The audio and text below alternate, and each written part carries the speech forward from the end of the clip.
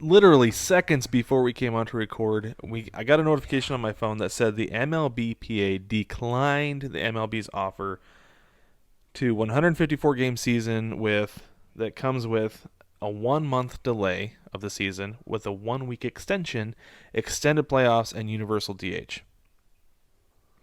Right. MLBPA said no. Okay, they don't want that. Part of it is because there's no explanation as to what happens if games are lost due to the ongoing COVID-19 pandemic. Okay. Because last year, we saw everybody be able to get their games in. Everybody except for St. Louis and Detroit played 60 games. They both played 59 because it ended up being, I'm pretty sure it was inconsequential. But This is one of the things they said. It has to do with that. Let's see, where was it? And players would have been paid their full salaries. There would have been no prorating for the 154 games. They'd have gotten paid for 162 by playing 154, which... What? Okay. You ask me, I feel like that's a pretty good deal you got there. In the players' favor, Players Association. It really... honestly... The whole deal was so player-friendly, and I felt like they just declined it because they can. Yep. They're trying to muscle up and flex on the MLB. I keep saying the MLB, it's just MLB. But anyways, they keep trying to flex with the upcoming expiration of the CBA. And there it is. I feel like the owners are just going to be like, enough is enough. We've tried to compromise. We've tried to cater to you. Yeah. But if you're not going to take anything, we're not even going to put anything on the table. Bring to us what you want, and we'll go from there. And, maybe that's what the MLBPA wants. I don't know. But at the same time, the owners could just be like, no, whatever it is, no. We're not going to accept it because we've already decided. That's how you negotiate. Well, okay, so it's interesting that Ken Griffey Jr. was brought on to support Major League Baseball moving forward as a special advisor or whatever the title they gave him. But the point is they got the player's player, right? They got the kid. They got the guy who is in love with baseball, who has helped the whole world fall back in love with baseball, Anyway, the point is Major League Baseball has brought Ken Griffey Jr. on, and now it's going to be interesting to see if they kind of have an insider guy in Major League Baseball. Not that there aren't other baseball players advising Major League Baseball, but none is high profile, none is capable, none is influential as the kid. That's what I think is interesting. It's true because every guy on every roster pretty much looked up to him growing up. Everybody, least to some degree. That's right. So that's why I see this whole thing as wheeling and dealing. This is all politics, and it's really interesting that this development with Ken Griffey Jr. I think is the most interesting part so far in the drama that unfolds before us. It's almost like having a mole in the commissioner's office, though.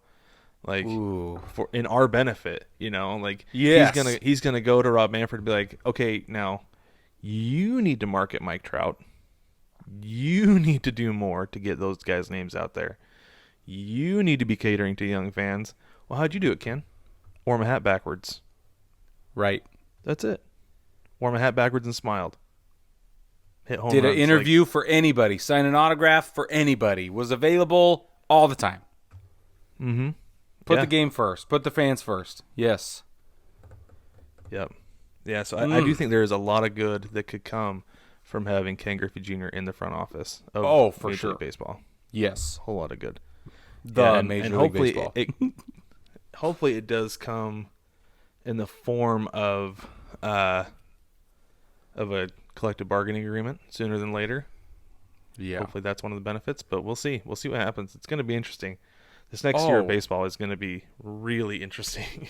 Yeah. And dude, I didn't even think about that. Because his role hasn't really been expressly defined.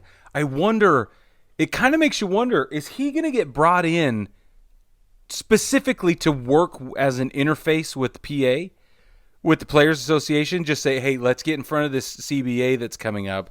Let's talk now. I'm a player. I was on your side. I understand both sides now. What if that's his role, is to get in front of this It'd be really nice. It'd be really Well, it'd be nice if it was. Really Because interesting. he's a guy who he just wants baseball to be baseball. That's it. That's right. You know? Wow. That is a power move. I knew it was a power move, but I didn't realize it until just now when that thought crossed my mind.